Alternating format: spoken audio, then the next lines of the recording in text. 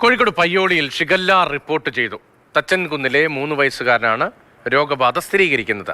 മുഹമ്മദ് ഷഹീദാണ് വിവരങ്ങളുമായി എത്തുന്നത്. ഷഹീദ്, ഇപ്പോൾ ഷിഗല്ല കൂടുതൽ പേരിലേക്ക് റിപ്പോർട്ട് ചെയ്യപ്പെടുകയാണ്, സ്ഥിരീകരിക്കപ്പെടുകയാണ്. ഈ തച്ചൻകുന്നിലെ 3 വയസ്സുകാരൻ്റെ ആരോഗ്യസ്ഥിതി എങ്ങനെയാണ്? അതുമായി ബന്ധപ്പെട്ട് ആരോഗ്യവകുപ്പ് നൽകുന്ന വിവരം എന്താണ്?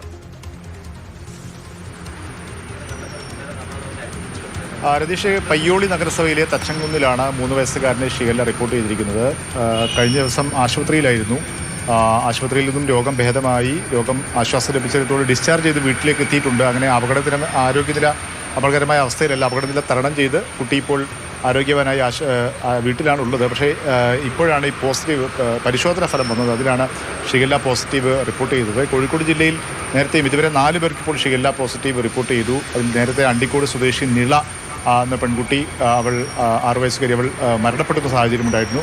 ബാക്കി 2 പേരെ പിന്നീട് രോഗം ഭേദമായി വീട്ടിലേക്ക് മടങ്ങുകയും ചെയ്തു. ഇതിപ്പോൾ 4ാമത്തെ കേസാണ് പയ്യോളിയിൽ നിന്ന് റിപ്പോർട്ട് ചെയ്യുന്നത്. അവിടെ പയ്യോളി തച്ചൻകുന്ന് പ്രദേശം, അവിടെ നഗരസഭയുടെ കീഴിലുള്ള പ്രദേശമാണ്. അവിടെ പ്രതിരോധ നടപടികൾ ഊർജിതമാക്കിയിട്ടുണ്ട്. അതുമായി ബന്ധപ്പെട്ട് എവിടെ നിന്നാണ് ഈ ഷിഗല്ല ബാക്ടീരിയ എത്തിയത് എന്ന് പരിശോധിക്കാനുള്ള നടപടികളൊക്കെ ആരോഗ്യവകുപ്പ് ചെയ്യുന്നതുമായി ബന്ധപ്പെട്ട നടപടികളുണ്ട്. സംസ്ഥാനത്തിൻ്റെ വിവിധ ഭാഗങ്ങളിൽ ഷിഗല്ല ഇപ്പോൾ കൂടുതലായി റിപ്പോർട്ട് ചെയ്ത് വരുന്നുണ്ട്. ഇന്ന് വയനാടിൽ 9 പേർക്ക് കൂടി ഷിഗല്ല റിപ്പോർട്ട് ചെയ്തൊരു ഷിഗല്ലയുടെ ഫലം വന്നു. അത് റിപ്പോർട്ട് ചെയ്ത സാഹചര്യമുണ്ട്. അതിനിടയിലാണ് കോഴിക്കോട് പയ്യോളിയിലും ഇപ്പോൾ പോസിറ്റീവ് റിപ്പോർട്ട് ചെയ്തത്. ആരോഗ്യവകുപ്പ് അവിടെ പ്രതിരോധ നടപടികൾ ഊർജിതമാക്കിയിട്ടുണ്ട്.